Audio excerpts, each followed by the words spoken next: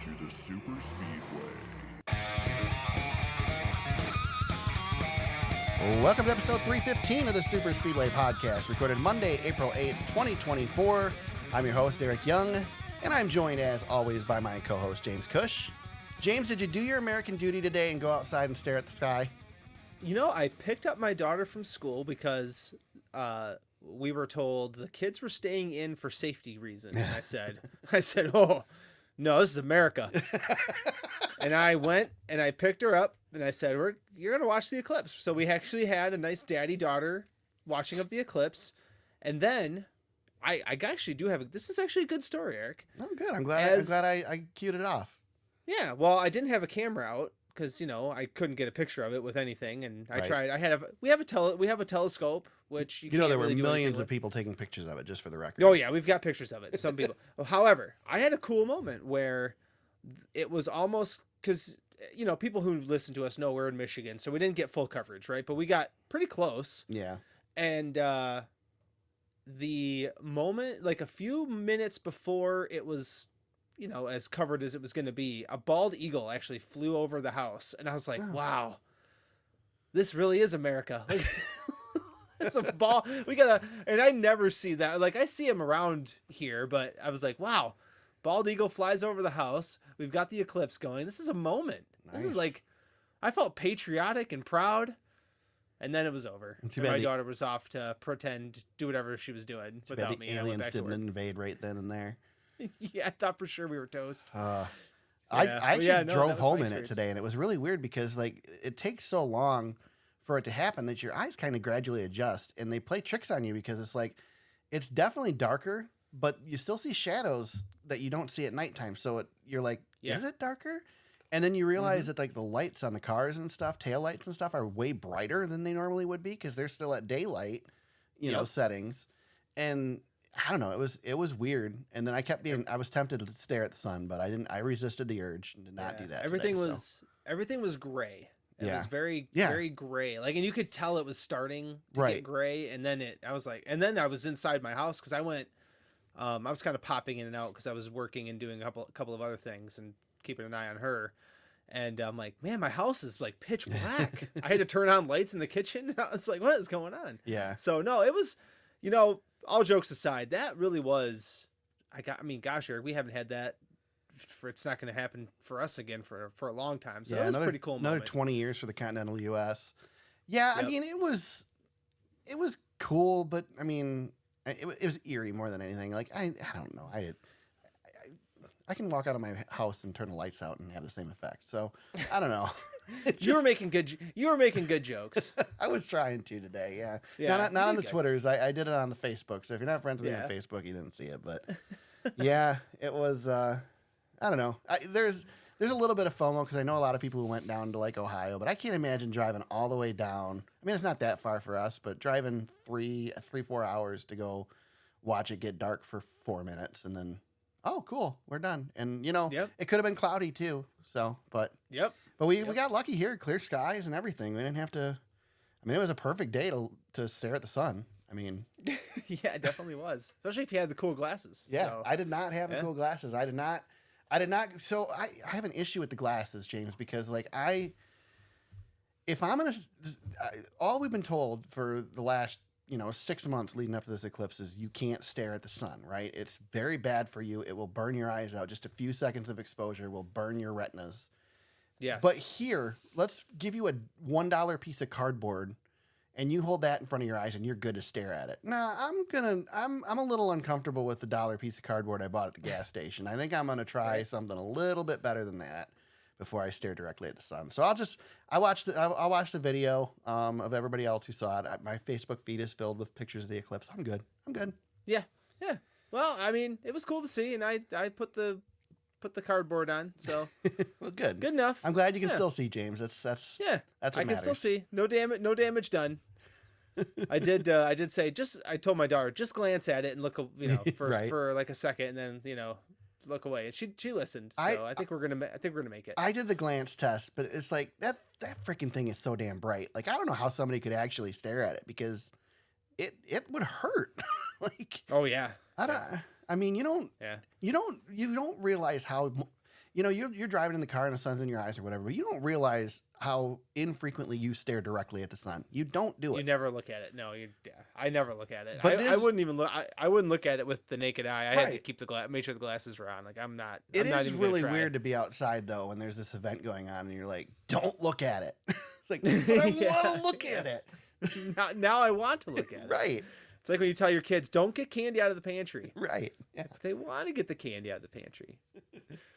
Oh man. Well, that was the event of the day, and now we're recording on a Monday, so the eclipse brought us together. Well, there was an eclipse yesterday too, James, and it was the 24 car up at the front of the field at Martinsville Speedway, and the year William Byron continues. Willie B gets another victory on the 2024 season. What'd you think of Sunday's show at Martinsville? Racking them up, eh? Yeah.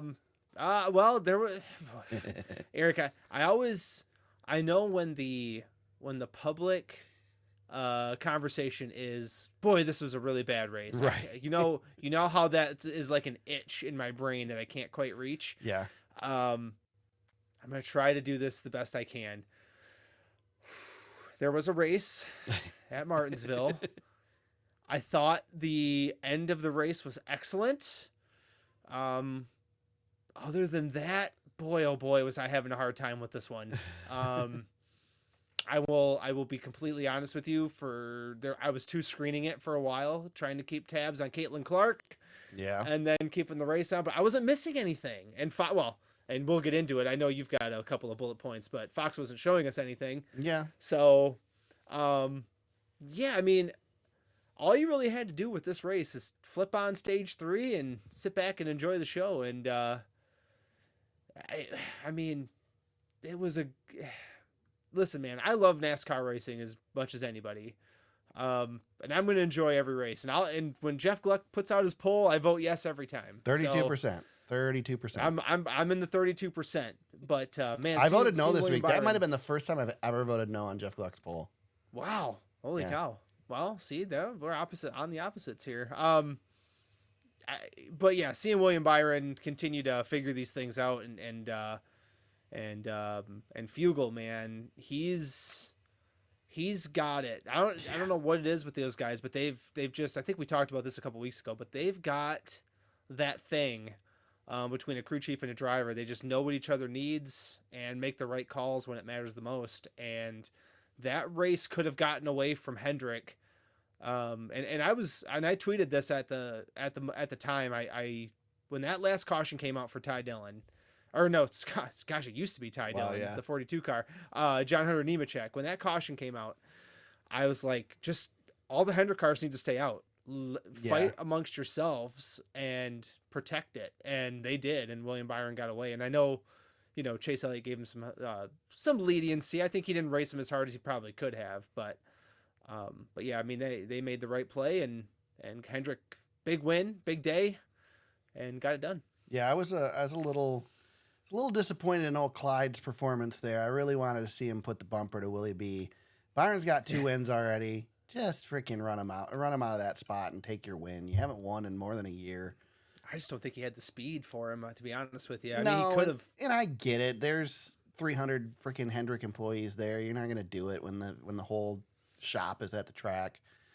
But especially you run the risk of costing all of you a chance at the win. But I wanted to see him do it. I'd have had more respect for Chase if he'd have done it. Yeah. Well, Blaney, and Blaney was a little miffed after the race, which was interesting. But Blaney gave Chase a really big push, and enough to get him, kind of get the nose out in front of Byron there. But Byron was so good on the bottom all day when he was up there. I don't know. I mean, unless you door him really hard down the straightaway, I don't know what else you could have done with him. I mean, he couldn't get back to his bumper. So was the dumbest move of the race Denny Hamlin pitting? I'm gonna zag on that. Okay. Because and let me tell you why. Yeah, I want to know why, because we saw Joey Logano stay out how long on left side tires? Yes, 175 laps and almost win the stage. Yeah, I mean, they only went away with 5 or 10 laps left in that stage. Yeah. Let me zag on that though, because I think I know why. Okay. going to win the race anyway. I mean, if you hold her wide open, you might. You can, yeah. But I do think, though, if that race had gotten a little out of control, a little bit wild, and Denny Hamlin's the only guy sitting on fresh tires, and maybe we've got, multiple crashes and multiple green-white checkers, I think maybe he has the advantage. It just didn't play out that way. We had Rex. He lost a spot. He lost everything. Yeah, I know. He lost everything. No, but he lost a spot on a track. I know. Even. I know. He restarted 10th and ended up 11th. I'm not real confident he was going. I think another restart, he might have been back another spot or two. Well, and I know. I don't know if it was possible, but. Yeah, I think I know what they were going for with that, though. But yeah, you're right. They were obviously counting on more people pitting behind them, because if they're the first car to pit road, then there's no loss, because they're now fresh tires behind guys with no tires. Yeah. The problem is hardly anybody behind him pitted, and they went to the back. So I get the call. I just don't think. Let's put it this way: if Denny didn't have a win yet, I don't think they make that call. Probably not. No, he's got a win. It didn't hurt him. I mean, it doesn't matter whether he finished second or 11th or 30th. It really makes no difference to Denny Hamlin. So. Yeah, he's not going to get he's not going to get any more advancement from there. Right. So I guess in that respect, then sure, they probably made the right call, but I just don't see how you pit for tires. I mean, obviously the 300 cars made the right call. There's no way you pit for tires. You can't. You can't pit. When you saw what Logano did, there's no way you pit for tires. You take your chances. Even if everybody behind those 300 cars had pitted, everybody on the lead. I mean, they still win that race. They still one of those three wins that. Yeah, you're going to win one of those three is going to win that race. Yep. They just had.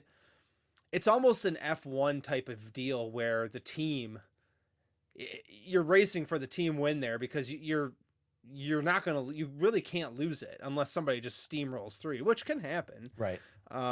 But the way that it was set up for Hendrick, they were. I mean, it was a wall. It was just a wall. You couldn't get around him. Byron was the fastest car on the track, and Larson was no slouch either. I mean, he was obviously he sat on the pole.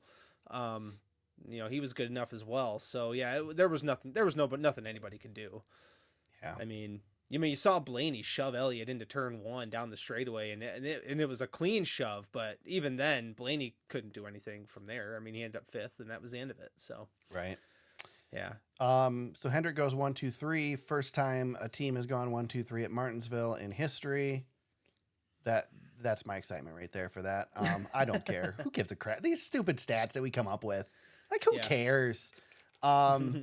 It's 40th anniversary for Hendrick. I was so sick of hearing about it from Fox by the time this race was over that I don't care about that either. The cars look good, though. I thought the cars look beautiful. Those red cars looked good. The 24 especially looked really nice. Yeah, it probably. I would say it's the second best looking one, because I really like the 5 car with the red. Yeah, 5 is always nice. Yeah. I like seeing. I get the significance of that paint scheme. But I like seeing variations of that paint scheme. I really like the McLaren version they have. I think they're running it for the 600, or maybe it was just for the promo. Yeah, they are. They're going to run the same colors for the Indy 500 and the Coke 600. So I like that one, and I really like the red on that car. Something about seeing a car. It's kind of like when they would change the 3 car, like a car that's always the same. Seeing it change just a little bit is really cool. Yeah. So so I like that one too. Yeah, because that Hendrick car's paint has become like a staple. Yeah, like it's up there with the FedEx or for sure. And it's not just a NASCAR thing either. I mean, they sponsor a funny car and stuff. It's the car always has the same. Yeah. Yep. Exactly. Yep. Yeah, it's a brand. It's its own thing now outside of Hendrick Motorsports. So yeah. So to go back to Martinsville in general, first of all, yesterday when I messaged you and asked if you could record on Monday, I almost asked you if you could record last night, because I would have really liked to come on here last night. Because I was in a different mood last night, as usual, than I am tonight. I'm a little less irritated tonight. But I will say that, the reason I voted no in Jeff's poll is because something needs to be done. We have taken the best tracks in NASCAR and completely ruined them. Was this a bad race? No, it was fine. But it wasn't a good race for these types of tracks. And it just is a revolving door right now. It's the same cycle for every one of these tracks. We make a stupid little arrow change. It doesn't make a difference. They need to take an actual swing at this and fix short track racing, because this follow the leader BS. And we saw 2 days of decent racing beforehand with the trucks and the Xfinity cars. Of course, they had a lot more bumper cars there, but that's partially because they can actually get to each other to hit each other. Martinsville, I had a love-hate relationship with Martinsville for years, because it was really frustrating for a 500 lap race to have caution after caution after caution from a car getting turned and spin around and not hit anything. And now we got 3, 4, 5 laps of caution, and let's get going again. And this 500 lap race became a 4-hour affair because there's so many cautions. But you know what else happened? Drivers got pissed off at each other. Drivers got irritated, and you got exciting endings to the race, and you got passion and people doing things they wouldn't normally do. And you could actually race. And this mess that we've got right now, you know, they introduced this car. They decided to go to the Coliseum and create this track in a stadium that should have been a huge hit. And because of the car, it just wasn't. We've brought back a track that we've been begging to come back for 2 decades, and it's gonna suck when we run the All-Star race there in May. It's gonna suck unless it rains. God, hope it rains. Well, on that, yeah, I mean, it's been, we raced the second to last race of the season at Martinsville again. Another track, another race that should be excellent, and it's the only reason it is good at all is because it's the penultimate race. We raced the championship race at Phoenix, which is sort of a short track, which also, I mean, sucks in general just because it's Phoenix. Now you're going to suck because of the package too. We gotta fix this thing, because now we still want to add Nashville Fairgrounds to this. We're going to go race at Iowa. Like, these tracks don't have a chance with this package. And we saw a glimpse at Bristol of what we need to do. And we need to work on tires, and we need horsepower. Stop making aero changes. Aero doesn't matter when you're going 95 miles an hour. Right. It's just so, like, come on, let's fix this. Quit saying, oh, well, we tried. No, it's time to fix it. We've had 3 years with this car now. It is time to fix it. Yeah, and we can't keep, and everybody in the industry just cannot keep screaming about, it's not doing us any good, because we had, at the beginning of this season, we had really strong momentum, and it feels like with Richmond and Martinsville back to back, we've zapped it. Well, whoever the hell scheduled them back to back, I mean, come on. Wow, now we're going to Texas. We're going to Texas this weekend, and that's supposed to be our savior, and we've hated Texas the last 3 years. Though. So. It might be fine. Yeah. So that's okay.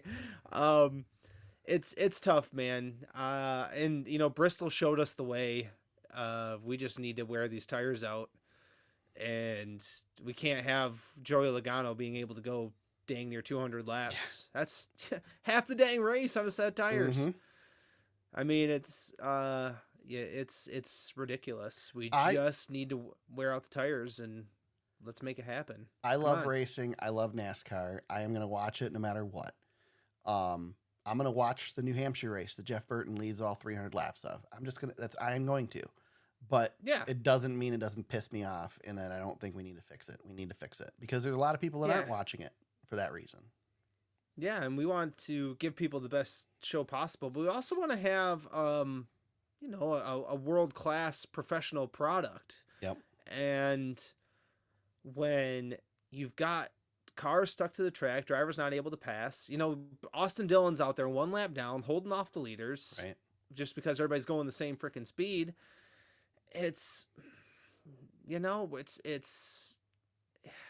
just lacks professionalism, in my opinion. That's where I come in to have a problem. Like, every race to me is a good race, but man, oh man, we know that there's an issue that needs to be fixed. Let's just start working towards it. The best because thing we're not is talking about people have screamed about what the issue is and how they need to fix it, and we won't try it. We try everything but those 2 things. Aric, I want to have conversations about, you know, when we come on this podcast, what I really enjoy doing is getting in debates and having good conversations about who's great, who's breaking out, what did we see in this race that was amazing, and we get that almost every week. But when the cars are like this on these short tracks, there's not much for us to decide. There's not much for us to debate. It's like, well, Yeah, William Byron's pretty good. He looked good out in front, but he really didn't have a challenger. So, I guess it was a great day for William Byron. All right, on to the next one. Like that. Like, what are we supposed to take away? Like, there's no comers and goers. There's no storylines, and it's like, I don't know. It'd be like if the Super Bowl was just played, just kind of played to a tie, and then, you know what I mean? Like back and forth, no real game going on. It's punt, hit, punt. It's punt. It's like watching basketball. Right. Well, yeah. Any basketball, right? Unless NBA you're watching especially. Iowa basketball. Yeah. You know what I mean? Right. Yeah. NBA basketball, James. Yeah, I know. I had to get my dig in there. Got to get that in there. It's all good. No worries. Well, I mean, the NBA All-Star game basically was Martinsville. Yeah, that's players true. running up and down a court, laying the ball in the basket. Yeah, but they had an LED court, so it was awesome. Oh my God. Yeah.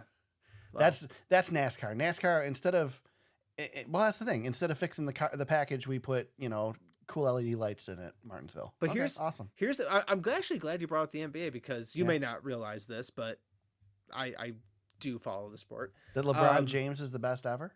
Yes, he is. But after the All-Star break, the NBA had a problem this very season, where offense was out of control. Offense was too powerful, and without even saying anything, all of a sudden the NBA has kind of changed its rules and gave the defense a little bit more power, and the league has balanced out. The games have been a lot better, and we don't have these problems that we were seeing at the first half of the season. It's really become, you're starting to see the best players and best teams start to figure it out. Mm-hmm. And the game is just a better product.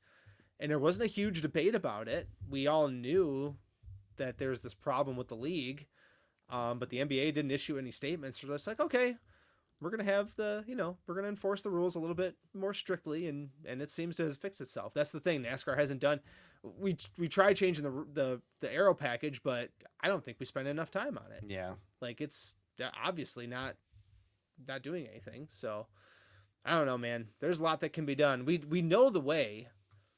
It's just, I don't know. Like, how long does Goodyear need to figure the tire thing out? Yeah. I don't know. We almost need we almost need to take 2 weeks off in the season at some point and test the heck out of some tires.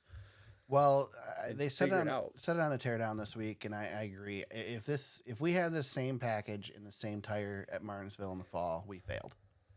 Yep.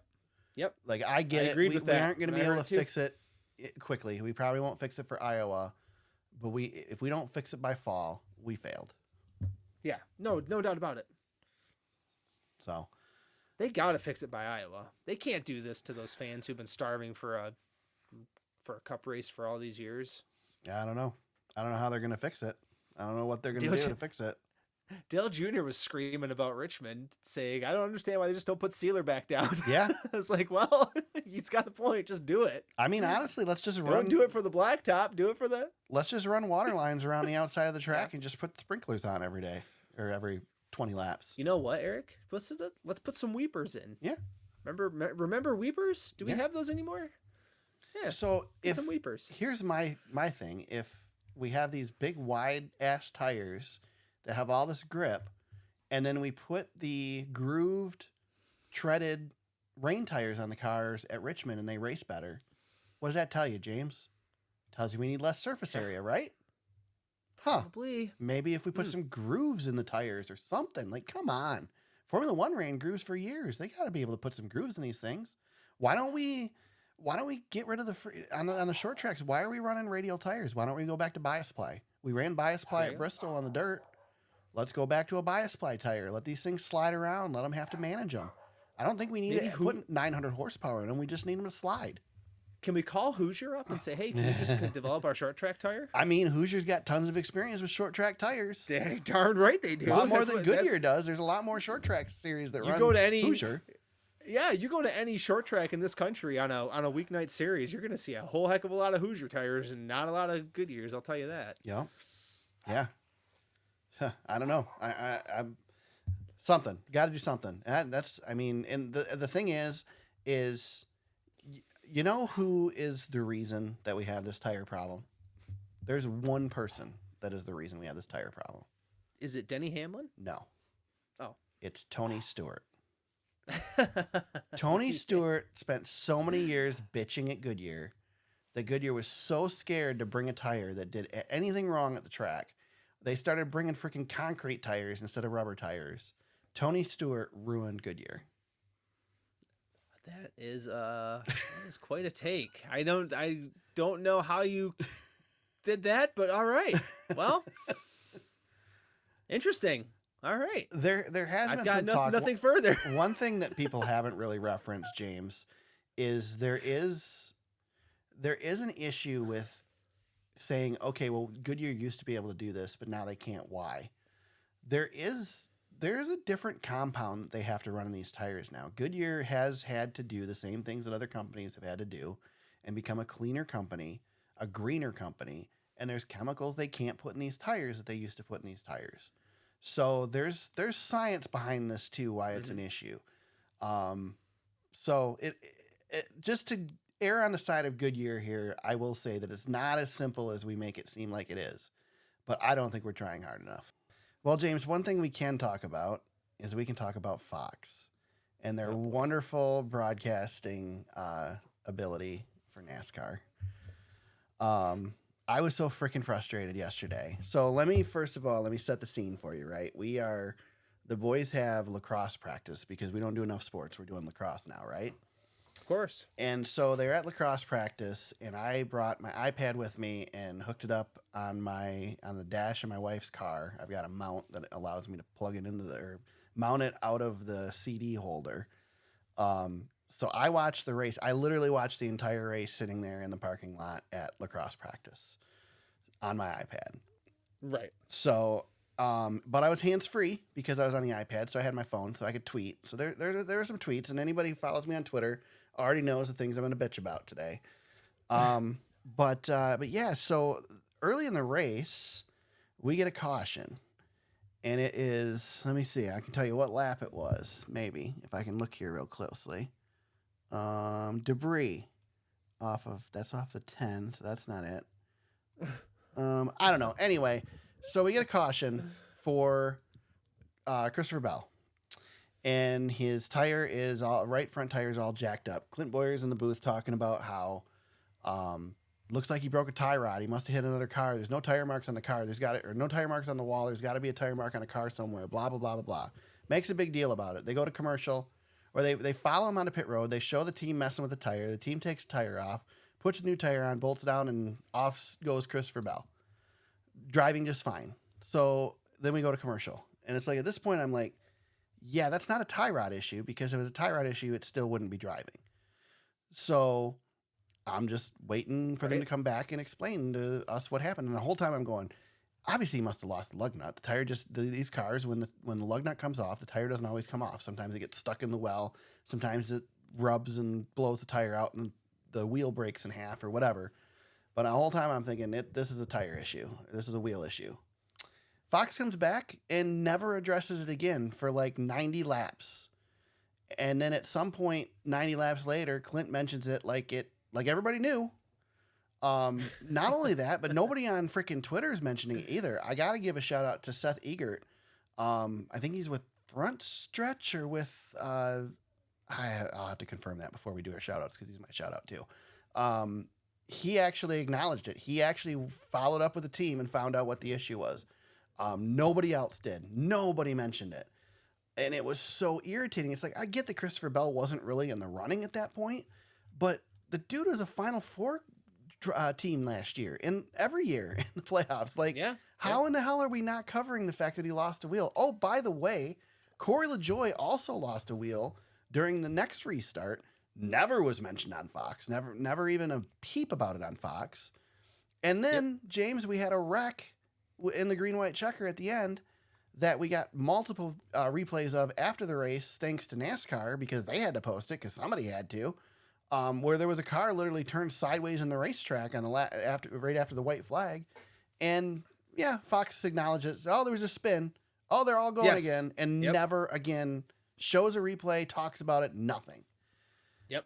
It is so freaking frustrating. Artie Kepner has gotten so much praise for how wonderful he is as a broadcast or as a producer, but dude, somebody needs to call Artie out for this terrible Fox production.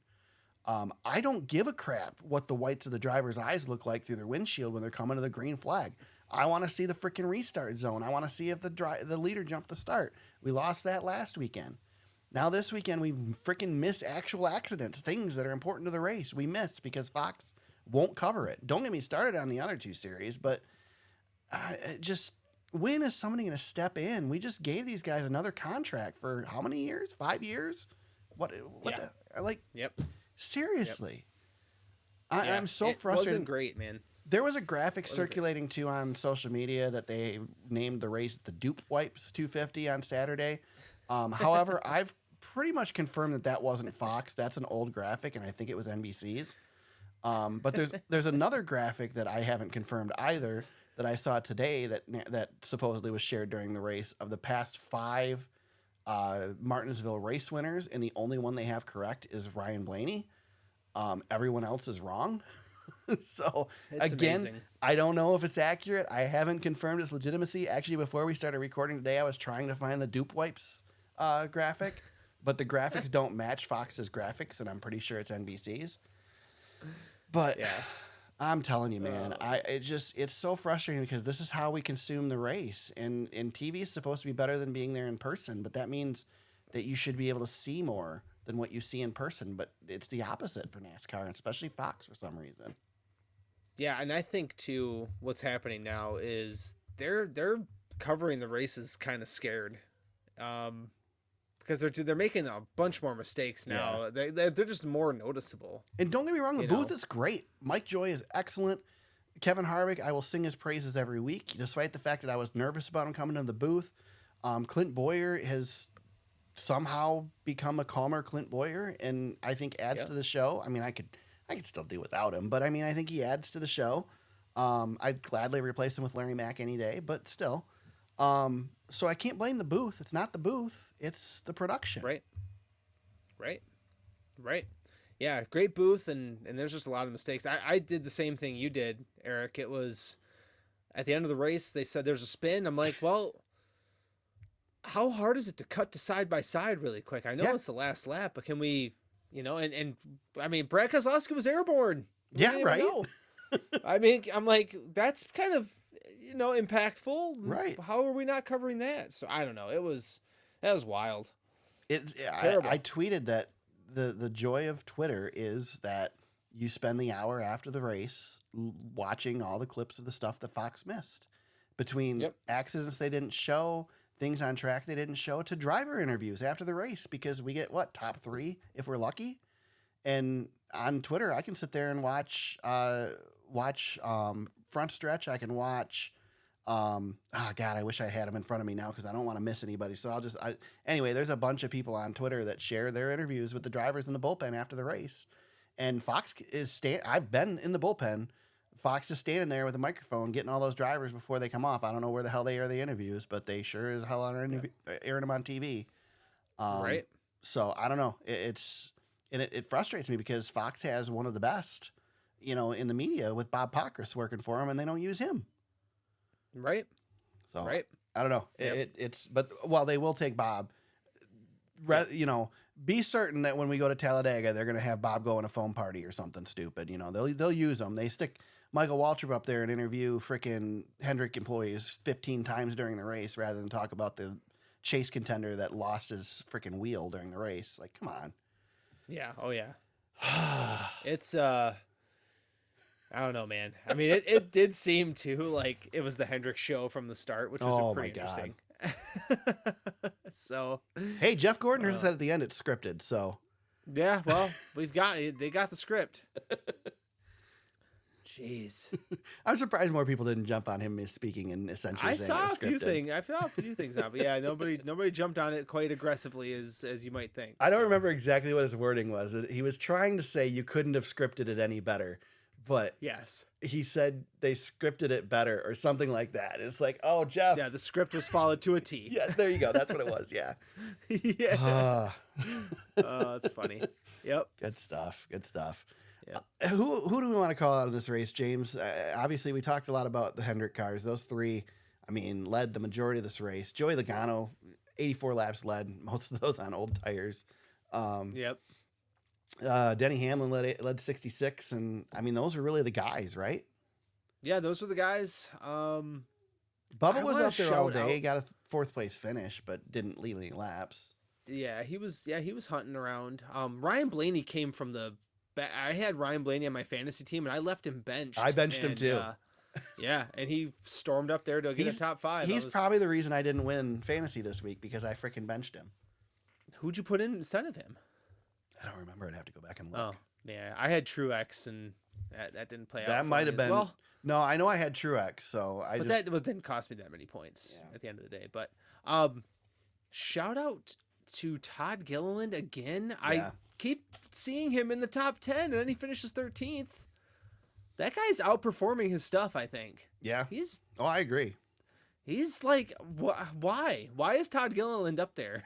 I can't figure it out. He's apparently, I said it a couple weeks ago, apparently he's a better driver than we realized. We keep talking about him. I'm like, man, I looked up and he was like running 8th. I'm like, what is going on? And he doesn't even have any top 10s on the season, but he's always like, I don't know. I feel like he's just been around a lot. It's James, weird. I think we're too quick sometimes to criticize drivers that don't win in the Truck Series. Yeah, I agree with that. Because I think the Truck Series is tougher than you realize, because it's such a hornet's nest from 5th on back. Yeah. Well, and that's why I think Carson Hocevar yeah. kind of shines. I mean, he navigated that whole thing, and here he is. He's running well. He had 17th place finish on Sunday. Another good day. Yeah. For a rookie. So it's good when that's a bad day, you know? Yeah, it's not a great day, but that's a great, I mean, 17th honestly, is not a bad day. Spire Motorsports loves seeing that. Yeah. They got to. I mean, I know they want to do better, but man, he's carrying the banner for that team. Outran right Corey LaJoie again. Yeah. Stewart Haas Racing, another good day for, if you consider Priest and Briscoe. Like, Briscoe was around the top 10 all day. Yeah. And they had the best looking race car out there. I love that 4-car, but yeah. I thought Josh Berry would be a lot better in this race, to be honest with you. I did not expect, after what we saw at Richmond, I thought for sure that was a top 10 car. I don't know if they just missed it on the setup or what, but I thought for sure he'd be a lot higher. But yeah, I'm with you. I forgot what the car looked like. It was how badly he did. Yeah, we didn't see race car. Yeah. Ty Gibbs, I was expecting more out of him too. Finished 19th. Yeah, he's slipping just a little bit. He doesn't like these short tracks. Truex finished 18th though. I mean, it's just like, yep. I mean, JGR has not been the best here lately. They certainly don't bring 4 good cars here every time. So yep. Eric Jones got a 12th place finish, James. Yes, he did. That's a great day for the Legacy guys. Also, I want to point out that John Hunter Nemechek proved that you could still do the Hail Melon a second time if you wanted to. You could try it if you don't have a tire. He rode the wall, and it rode pretty smoothly, it looked like. So it did, yeah. He tried. Yeah. Another one that is just kind of funny. Like, Alex Bowman had a horrible day compared to his teammates, right? Even though he had a pretty good day. Oh man, can you imagine being the one guy who didn't get in the group photo? Yeah. At the end, but he's having, Alex is having a really good bounce back season after that. He's having one of his quiet years that all of a sudden he's going to be a threat at the end. Yeah, he's racked up some top 5s and top 10s, so he's not having a bad run here. So pretty good for Alex Bowman. They talked about it on the teardown. Are we worried about RFK? I don't know. They come and go. Let's see what they do at Texas, because I think they're probably going to be fast. The problem, and they brought it up on the teardown, it's that they haven't had, like last year, they would have standout performances. They just wouldn't win. Right. And this year they're running decent, but they don't have a standout performance. They aren't leading laps. Right. And so maybe they took a little bit of a step backwards. We talked about before the season though, James, that with teams like Spire making steps up, Rick Ware making steps up, somebody's got to go backwards, and maybe right now, and Stuart Haas too stepping up. Maybe RFK just has to be the one that goes backwards. Yeah, it's interesting to watch because I don't think they're that far off. I think they're and Jordan said this on the teardown that they seem to be like, even last year they built into a faster car throughout the season. So maybe we're seeing a repeat of that, but yeah. They definitely got faster the second time at tracks last year. So yeah, so let's see. I think they're going to be in the mix in Texas. I think so too. Maybe their short track package just isn't where it needs to be, but I think they're going to be okay at Texas. Yeah, that they'll be hunting for top 10s. I think this week. There you go. With that, we mentioned Carson Hocevar, 17th highest finishing rookie in this race. William Byron gets his 13th victory in 224 Cup Series starts. It's his third victory and fifth top 10 finish in 2024. The year of William Byron continues. Kyle Larson is your points leader, leads the point standings 14 points over Martin Truex Jr. There you go. Next gen victories for William Byron, up to 11 now. And nobody else is in double figures yet. These last 2 years for him, man, he's been the guy. Yeah, I wish he could get it done. Yeah. I'd love to see it. Yeah. But it's the year of Byron. Yeah, he's halfway to his win total from 2023 already, so we'll see if he can keep it going. I'm going to be Dale Jr. this year. I'm riding the William Byron train all the way to the end. I mean, it's a little less of a risk for me than it was for him with Ryan Blaney last year, but still. We've been doing this podcast his entire full-time Cup Series career. That's crazy. And we are finally in the window. Like, we've been screaming, like, come on, man. But no, he's a bona fide. I gave up on him 3 years ago. Well, I tweeted out on Sunday. I'm like, I am not ashamed to say this is the next all-time great. Like, I think he's knocking on the door right now of all time. Like, he's storming the gates. Yeah. He puts together. I mean, Aric, he's making Kyle Larson look like a chump. Well, and he's got like what he's doing right now. This smells a little bit like a 10-win season if he can keep it going. I mean, he's got the numbers already, so we shall see. Yeah, we'll be sick of William Byron by the end of this year. I don't know if I will. He might be my guy. I don't know. Byron and Larson getting a 1-2 finish. I was pretty excited. So yeah, I bet. Yeah, I was fist pumping. And I was like, "Come on, Will, hang on to it." He did. He hung on to it. There you go. Yeah. He's the real deal now. No doubt about it. I'm running out of things to say. Like, I mean, there comes a point where he's not surprising anymore. Like, you become. Like at some point, Kyle Busch became Kyle Busch. William Byron is, in the early stages of like, he's just going to be William Byron. He's not the young hotshot anymore. He's that guy. So he's there now. There you go. NASCAR Xfinity Series was in action Saturday night. Aric Almirola gets himself a NASCAR Xfinity Series victory. Pretty emotional, Aric Almirola in victory lane after this race. He kind of acknowledged like, he almost went as far as saying like, I know it's only Xfinity, but so he made a point or brought up a point that I didn't even think about. He has a win in the Xfinity Series that is an asterisk for Joe Gibbs Racing, and he's wanted to get rid of that asterisk all these years, and he finally goes back to Joe Gibbs Racing and is in the twilight years of his career and gets the win. Of course, those of you who aren't familiar, I believe it was Iowa, was it not? It was Milwaukee. Okay. He started on the pole. Yeah. Well, Denny Hamlin started. Yeah, that's right. He started on the pole. Denny Hamlin was supposed to be there to start the race. Aric Almirola qualified for the race. And then Denny flew in, and they made Aric get out of the car. I think he was leading when he got out of the car. Rockwell Automation was the sponsor, and they wanted Denny Hamlin in their race car, and then Denny Hamlin won the race. Denny won the race, but didn't get the win. It was Aric Almirola's first race, I believe, win, right? It was his first career win with in the Xfinity Series, and he was only. I'm looking at the stats. That was only his third season in Xfinity. Well, it's technically his second, but he was only running partial schedule at that time. So he got credit for the win. Yeah, when he mentioned that behind the wheel in victory lane, I was like, "Oh, that is interesting." If I remember correctly, I remember that moment because I was watching that whole race live. Me too. And I was cheering for Denny. I wanted to see him do it. And if I remember correctly, he did not show up to victory lane. I think you're right. I think he was gone. Like he was so upset that he had to get out of that race car. I'd have been pissed. Yep. He didn't make very many starts for them after that, if I'm not mistaken. I want to look at that really quick. Yeah, he raced a handful more for them, and then he was gone in 2008. He left the organization. He went and ran Cup. Remember, he did the part-time schedule with Mark Martin, and then he was out with Gibbs ever since. James, I know you said cool. before we recorded you didn't really watch the race. Did you get to see the highlights at least? Did you see the restarts at the end or any of that? I saw Haley Deegan's car she got completely destroyed. And then I saw whatever happened on that restart. The 9 car not getting going. And there was that mess. Did you see Sheldon Creed? No, was it Sheldon? Yeah. Well, I saw Sheldon Creed. Sheldon try to get the win and end up finishing 6th instead. Yeah, he might be snake bit. I think so.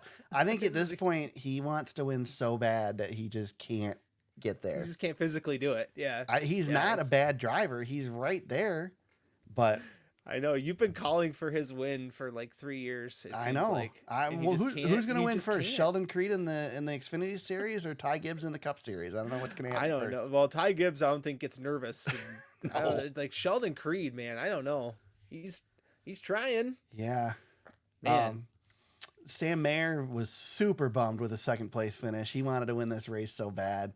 Dale Jr. had a good interview on pit road after the race that was on Twitter about that. These are the days. He said, you're not letting us down when you have finishes like this. You let us down when you wreck race cars. And very, very great run for Sam Mayer and one he should be proud of. And Chandler Smith, 3rd place finish again. I mean, he's just always going to be up there. This is Chandler Smith's year in the Xfinity series. I think we just pencil him in for the champion. Yep. We'll see. Aric Almirola is probably going to win a couple races in his part-time season, but it's all Chandler Smith right now. Nobody can touch him. Yeah. Oh yeah. 148 laps led out of 251 for Aric Almirola. I mean, that's just a dominating performance. Yeah. Oh yeah. Yeah, what an interesting career for Aric Almirola. Yeah, I'm happy to see him having some success in the Xfinity series. Enjoy it, have some fun. That's what this season's about for him. It's about taking trophies and having fun. Yep, get her done. Yep, that's what he's doing. Absolutely. Yep. No better way. I mean, we see these guys that hang on in the Cup Series and finish dead last or take provisionals to get in and all this stuff. I loved. Mark Martin should have never come back up. He should have stayed down in the Truck Series and run a couple seasons down there. I love seeing these guys go down and retire in these lower series. Yeah, and statistically, as we know, he's 39, 40 years old, so that's the prime, technically a driver's prime. So maybe he can just go out there, show up, and rip off some wins. There you go. Got to see old get roughed up a little bit. He had some. He had quite an education. Still comes out with an 11th place finish. So good for him. Got to give some credit to Josh Williams. Finally, a top 10 finish for them. We get a nice 9th place finish for Jesse Love. I just had to hit the sound. Every week. Reason to hit the sound. Every week. I mean, I talked about this guy Sheldon Creed and never used the audio. So there you go. I've gone through them all. So Joey Gase finished the race and didn't throw pieces of his race car. That's good. Yeah. Did you see now we have competing T-shirts? So both Joey Gase and I can't think of the other kid's name. But anyway, they're both Dawson Cram. They're both selling shirts now. Yep, they're both selling shirts. I did see Joey Gase got a sponsor. I didn't see who the sponsor was. Yeah, it was something with bumpers. It was good. Now I gotta. I said it when I saw it. I said whatever the fine is will be worth it. He's gonna make out just fine. He's making out fine. Yeah. It's funny.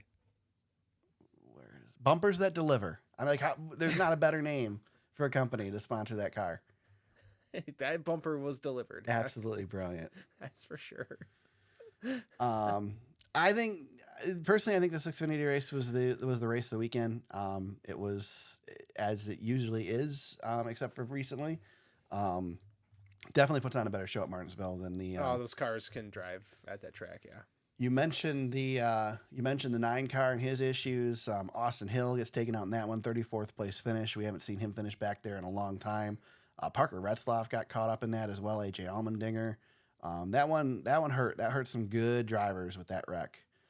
Took a lot of them out, but Yeah, Brandon Jones missed a shift. That's what happens. Yeah, it happens, especially Martinsville. Happens a lot there. Yep.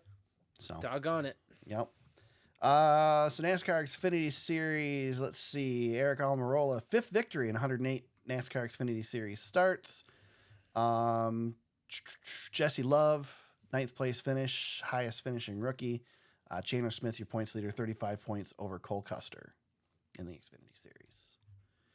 The Truck Series was in action on Friday night. Let me reiterate again, and I'll say it again when we preview this weekend's races as well. Truck Series belongs on Friday night. I love it.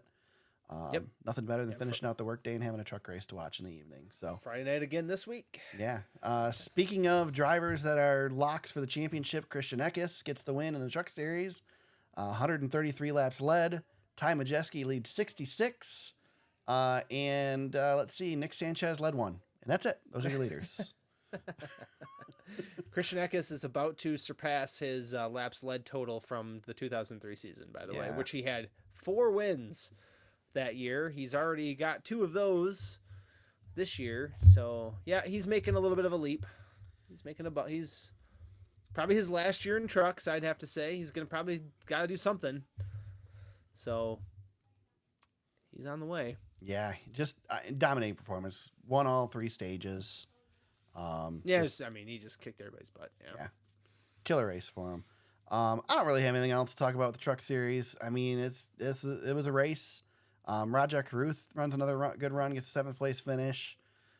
Sammy Smith raced this one, finished 8th. Caden Honeycutt had a strong performance with a 9th place finish, despite having some issues throughout this race. I believe he got called as a NASCAR hauler after the race, which I don't really get because he didn't really do anything wrong. But hopefully he was able to plead his case there. Christian Eckes, 7th victory in 97 Craftsman Truck Series races. Lane Riggs, highest finishing rookie in 15th, and Ty Majeski is your points leader, 7 points over Corey Heim.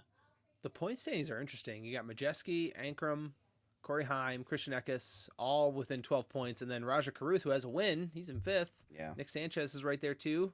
And none of it matters because Christian Eckes is going to win. It's a good group though. I tell you what, that's a competitive little. They got a little competitive start to the season going on here. It's gonna be fun to kind of keep an eye on who kind of stands out there. The Truck Series has not been bad this year. It's been a decent series. Yeah, kind of good mix. Got a good mix of talent in the series this year. There'll be a good race at Texas. Kyle Busch isn't racing at Texas in the truck, is he? I don't know. I do not know the answer to that question. I don't know if he's ever allowed to ever again. By the way. Yeah, no kidding. There was the punchline right there. Yeah. Kyle Busch should be parked for this race and maybe the rest of the season. Isn't that the line from Phil Parsons? That was the line. Yep. Yep. One of those NASCAR lines in the that moment, sticks in your head forever. Yep. Kind of like using lessons learned from his father. That one was another one. Yeah. There's Kyle Busch was a different animal back then. Yeah, he was. Oh man, those days. Now he's like one of the most well-respected, cleanest drivers on the track. Legend. Like everybody talks about how clean of a racer he is. It's a different time with the Busch brothers back in the early 2010s. Yeah, it was. Who'd have thought that Kurt would have retired as loved as he was? Yeah, well, they had to come from the bottom. They were at the bottom. Man, oh man. Let's talk some news, James. We don't have a whole lot to talk about, but boy, was there news this week. Yeah, there was a thing on Twitter. Yeah. I was getting ready to go to sleep, and I got a message with one of the tweets in it, and I then couldn't fall asleep for the next 2 hours because I was waiting to see what else would come from it. Yeah. So Denny Hamlin and Marcus Smith. And I don't remember who it was that tweeted it, but somebody said that they did not have that on their bingo card. And I also did not. Yeah. So I want to go through this because these tweets a lot of the tweets have been deleted. I just want to revisit some of this. So what led to this, and I can't remember, I don't think we talked about it last week because the track hadn't come up yet before we podcasted last week, right? No, it had not. So they had a test at Sonoma. There was a sports car race this past weekend. There was testing leading up to it, and they canceled the test on Thursday because the asphalt was coming up. And there's a picture that was shared from NASCAR on Reddit with just, I mean, it looks terrible. It looks, first of all, it looks like they did a terrible job of plastering asphalt on top of old asphalt. And that's apparently what SMI does. There was a big discussion about this on the teardown this week. Yes, there was. It's really good. I would suggest listening to that for that. It was actually a really good conversation. And while you're at it, just listen to that show every week anyway, because it's worth listening just do to. that. So, yep, that's good. Yep. So the post is shared out there from Reddit, and Denny Hamlin retweets it and says, when paving on a budget goes wrong, NWB, also known as North Wilkesboro, will be next. Now, there's reasoning behind this, because there was a tire test in North Wilkesboro, and while we didn't hear a lot about it, there were issues with the racetrack, minor issues, not to this level, but there were issues with the racetrack, and I think there were only a couple cars at that test, so it's not like there were a ton of cars going around at North Wilkesboro. Right. But where it gets interesting is then Marcus Smith responds, "This is a great post from somebody who doesn't know all the information. Ignorance on display for the world to see." He says, I will delete this tweet when Denny Hamlin sends me a text or gives me a call directly to ask why this is happening. Okay, yeah, he's calling him out. All right. Denny replies, "You don't need to delete. We've seen your reconfig record." Now, again, recap. Kentucky, ruined. Texas, ruined. A lot of people maybe not thrilled with the Roval. Drivers were not consulted about Atlanta before Atlanta was reconfigured. Not only that, but I don't know if you remember, James, but the first race there was a freaking jump coming off of turn 2 because of the terrible paving job they did. And there were multiple patches that were put in before the next race there. There was the levigating at Charlotte, if you've been around the series long enough to remember, when they ground the upper grooves and not the lower grooves.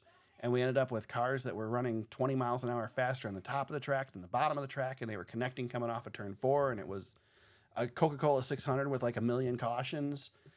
They've ruined Bristol in a lot of people's minds, then tried to fix Bristol and made it worse. Did I miss any? There's a lot. No, I think you covered it. So the track record isn't great. So Marcus Smith replies, and this is where we get into trouble here. Yes, we take some risks. Sometimes they work and sometimes they don't. We've seen your attempt of the championship as well. When you have a chance, maybe you could give me some golf tips. And then Denny goes, "Here's your tip. Let someone else run your business before you blow everything your dad gave you." Oh, man. And then it gets really personal for Marcus Smith, as if Denny didn't already take it there. Went too far there. Proud of my dad, Hall of Famer. If he had a Twitter X account, I don't think his comment would be family friendly. So listen here, almost NASCAR champion. You keep working on it, and one day you're going to get a big trophy. Thanks for the tip. Denny, first of all, Denny shouldn't have brought the dad in. No. A little too far. A little too far, Denny. But you're the owner of a track company. Like, you own half the tracks in NASCAR. Should you really be going at it personally with a driver on Twitter? No. It goes and I both love ways Marcus too, but Smith. no. But Marcus has done really a good job with failed a lot here. of things. Yeah. Yeah, he's done a good job with a lot of things. He gets a lot of credit for North Wilkesboro, by the way, and I just want to reiterate that if it wasn't for the revival movement, which was not done by Marcus Smith or SMI, there was an organization that came in there and did that, and COVID money, North Wilkesboro would not be back.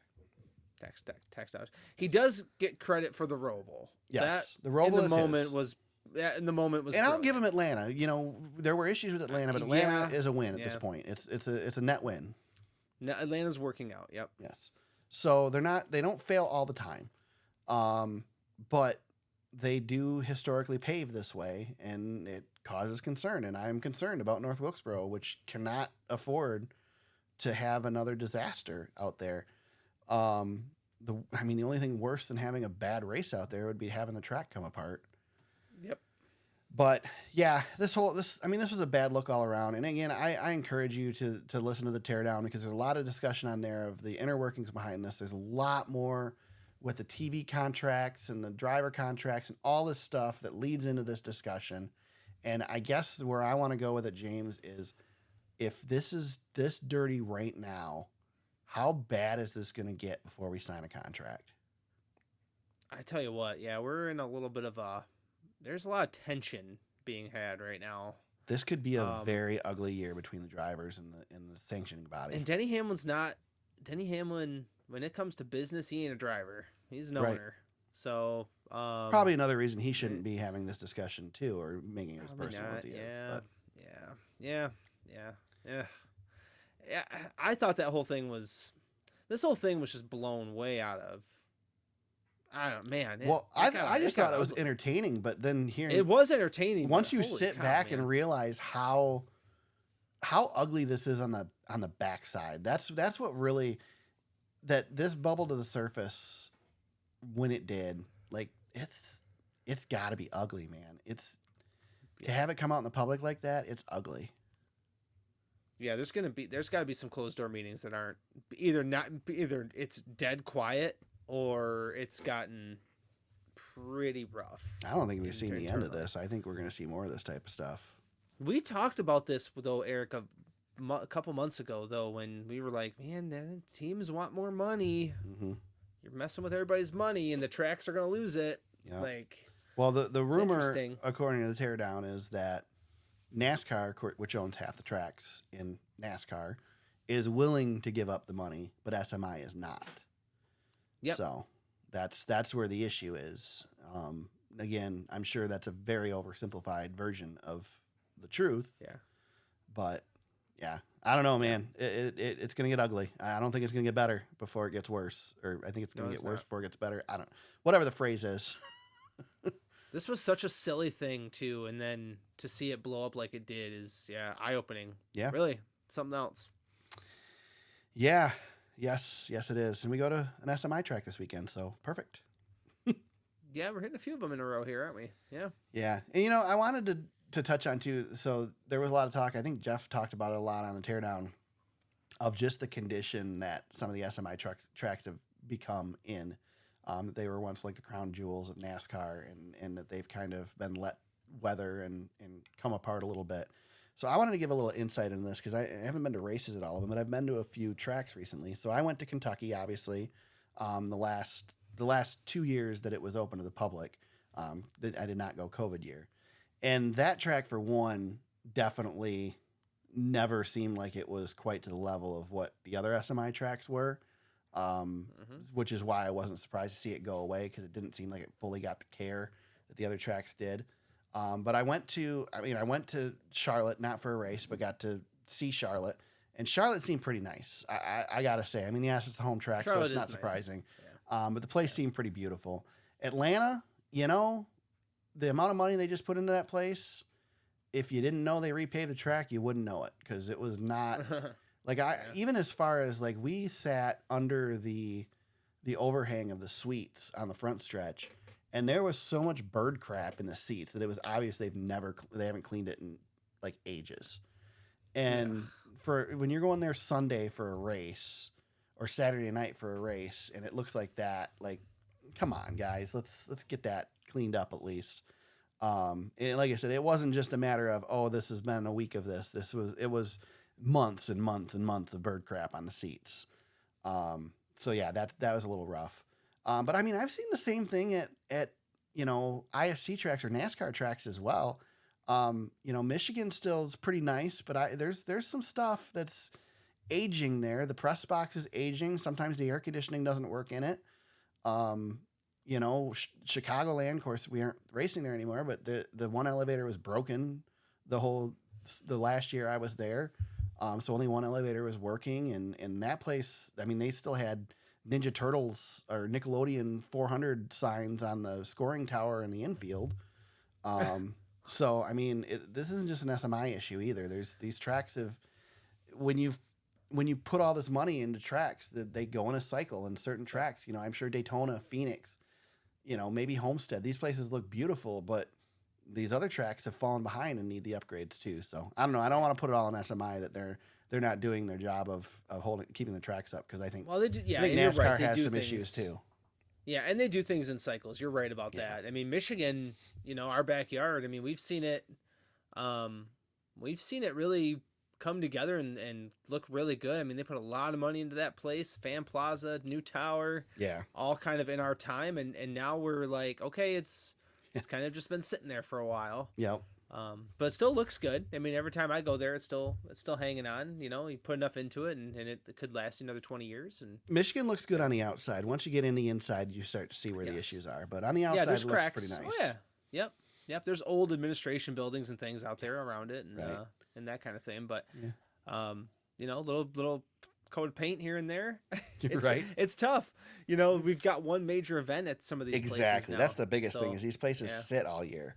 Yep. They just weather, and they get one big weekend, and they weather again. So, speaking of tracks that have been sitting, James, the Nashville Fairgrounds not dead yet. NASCAR's still talking with Nashville Fairgrounds. The Nashville Banner reports. Basically, still ongoing. I don't know. There's a whole lot to update other than there's a link in the show notes to an article in the Nashville Banner which discusses this, but still trying to get a race there. I would assume that the short track package probably isn't encouraging them to really push hard at this right now, especially the fact that there's already a track in Nashville that we're racing at, albeit not in the city. But right now, I think I don't think it bodes us well to put a ton of effort and time and money into Nashville Fairgrounds only to have it suck, you know? When it's, and there's such a pushback right now, you know, it's, it's just been quiet for a while, but hopefully things start to heat up a little bit. I don't know. I've kind of lost my interest in it, to be quite honest. I mean, it'd be cool to see it come back. To me, it's kind of like the Chicago street race, James. Yeah, it's a great idea, but wouldn't you rather go where people want you, not where they don't? Right. Yeah. Spend your money where people are going to welcome you with open arms versus where they're pushing back. Yep. So. Yep. There you go. NASCAR heads to Texas Motor Speedway this weekend. Texas SMI probably very excited about the fact that they come after 2 short track races right now. Definitely eases the pressure of the performance out there. All 3 series in action. The NASCAR Cup Series in action on Sunday, 3:30 p.m. with the Autotrader EchoPark Automotive 400. The Xfinity Series on Saturday at 1:30 p.m. with the Andes Frozen Custard 300. And on Friday at 8:30 p.m. Friday night, where it should be, the Craftsman Truck Series runs the SpeedyCash.com 250. I get to go first this week. Damn it. You do? Yeah. Who the hell do I want to pick for this race? Hold on. I'm looking at some numbers that make it very, very simple. Yeah. Well, let me go look at those same numbers. Well, I don't know if you're looking at the same ones I am, but we'll see. Probably not.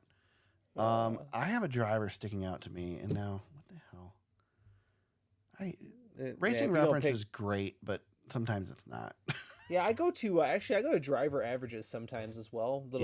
Tip out there. Well, I wouldn't take any tips from me. We're going to talk about fantasy in a little bit. No kidding. Fantasy, what a mess for you. Jesus. I'm in trouble. But anyway, driver averages is nice. You can break down by intermediate tracks, and you can do a whole bunch of things, which I like to poke my head into every once in a while and see what's going on there. So. Yeah. You know what? I'm just going to go with the guy that stuck in my head, and there's absolutely no good reason for it. Other than the one memory I have of him, which is, of course, of his car flying through the air. Give me Ross Chastain this weekend. I don't know. Interesting. Just why. There's no reason. Just give me Ross. Well, top team averages at Texas since 2021. Is it Ross Chastain? Well, this is team now. Team. Okay. Trackhouse Racing with the average finish of 9. No wins, but 3 top 10s. Not bad. So look at you. Yeah, wow, you took the best team. There you go. Also on that list is Legacy Motor Club, so I don't know how valid that is. Wow, no kidding. I wouldn't trust that list. But still, if you go by average finish, Trackhouse Racing. I'm just gonna it's you like, taking the last race winner there? No, I'm just I'm taking the guy. Give me William Byron. Since 2021, William Byron, average finish at Texas 3.3. He has a win and 3 top 10s. He has led 11% of all laps there. Here's a funny one. An average finish of 13.7 with three starts, a win and 2 top 10s with 40% of all laps led. Kyle Larson. Wow. And we remember, wasn't it Texas last year was kind of funky? for him. So interesting one there. But yeah, I mean, pick a Hendrick driver, have at it. Yeah. All intermediate tracks since 2021. William Byron is the best. He has the best average finish, but Kyle Larson has 9 wins to his 4 and has led to 28% of all laps on intermediate tracks. So take that for what it's worth. If you're looking for the hot hand, Kyle Larson might be the one. But I'll take William Byron. Yeah, I'll stick with my Ross Chastain. I'll finish 20th. I'm glad you said it, not me. He hasn't shown me anything. Because I say something like that and I get called a hater, and then you are. I am. I know what I am. But I am what I am. I ain't changing. They got to turn their stuff around sometime. Trackhouse does, right? I mean, they just won at Phoenix, so you know, end of the year last year, I think they're okay. I mean, they just won Atlanta too. They got 2 wins since the end of last year. Yeah, I suppose. Why in the hell? Fine. NASCAR's website is so bad. What are you so worried about for? What are you worried about Trackhouse for? They're fine. I'm not. NASCAR's website is so bad. I cannot find fantasy on here anywhere. Oh, I've got it right here. Well, it's good. On the I got it for you, my man. Don't worry. Good. I just know I finished 3rd. That's all that matters. Green Eggs and Hamlin. Almost a perfect week, I would say. 273 points. I knew he had to be damn well close to perfect because he's pretty damn perfect. Mine was pretty good. That's the biggest total of the season, if I'm not mistaken. 273. I don't know what you're gonna do. You gotta pick pretty much everybody. Byron Speedway 2nd. Aric, you almost got 2nd place. You missed it by 2. 3rd place, the KB Show. Byron and I were neck and neck all day too. And if you scroll all the way down to 15th, you'll find me, which I scored my average 200 points. I'm good for 200 every week. Either I'll win or I'll finish 15th. Doesn't matter. I couldn't believe you were 15th.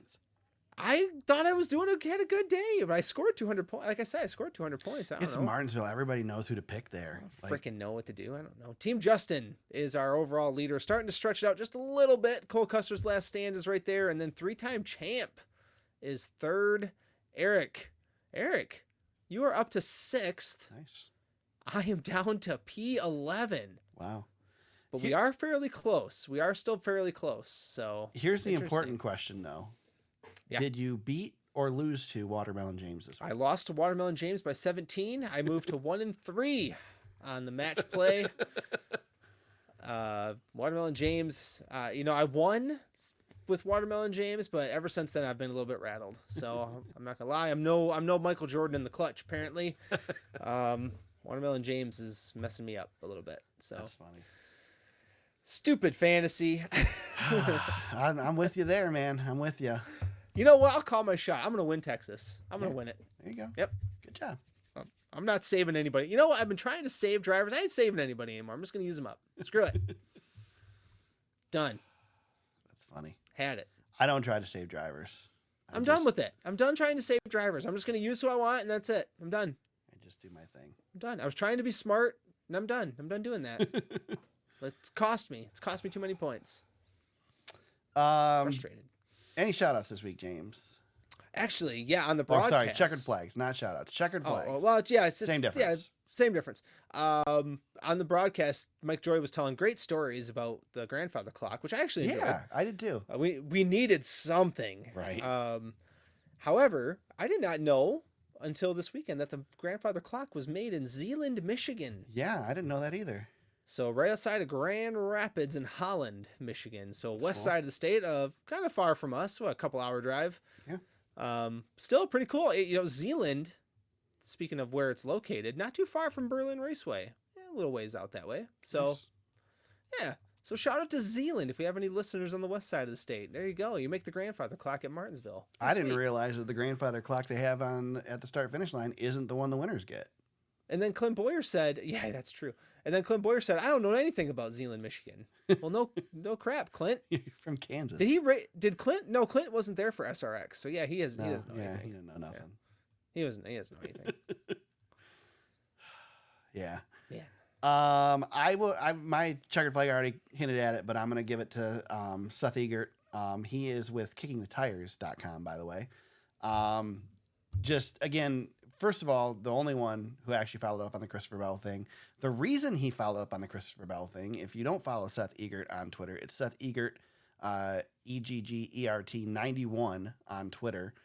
Seth is a spreadsheet king and has spreadsheets for everything. And he keeps track of all of the loose wheels, lost wheels over the years in NASCAR. He does other things as well. I don't remember which specifically, but there was some mention of it this weekend as well on Twitter. So, yeah, he's a good follow. Here we go. Free pass. He keeps track of the free passes. Michael McDowell's free pass this weekend was his 5,000th. Oh, no, the 5,000th free pass that NASCAR is awarded in points paying Cup Series races. He knows that because of his spreadsheet. Yeah, it's interesting. So give him a follow. Seth Eager, he does good stuff at the track. Very good. Yep, he's a good one. He's a good Twitter.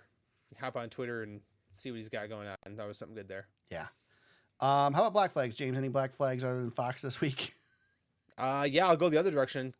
Goodyear, come on. Yeah, there you go. Give us a tire, man. I know listen, I understand these tires take time. You can't just say, oh, look at Bristol and then try to figure that out and then put another tire in for Martinsville. But my God, please, can Goodyear please help us? Help us. I know Denny Hamlin's screaming about we need help, but help us. Right. I'm not Denny Hamlin. I don't have that kind of weight, but please, please. I already did my Fox rant. That's what I got this week. That's my black flag. Good enough. Good enough. James, where can they find you on social media if they want to hit you up during the week? At James Cush on Twitter. You can find me at TSuperspeedway on Twitter. You can find the podcast on Facebook at facebook.com/TheSuperspeedway. Our website is thesuperspeedway.com. You can find old episodes of the podcast, links to things we discussed in the show notes, all that type of stuff. You can find the podcast on Apple Podcasts, Spotify, and Anchor. Wherever you found us today, we hope you subscribe and continue to listen for new episodes each week. And if you go to anchor.fm/thesuperspeedway, you can leave us an audio message and we might just play it on the show.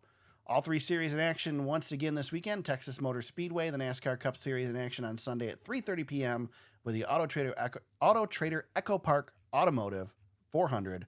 We'll be back here next week to break it all down and chat about it as usual. Until then, everybody, let's go racing.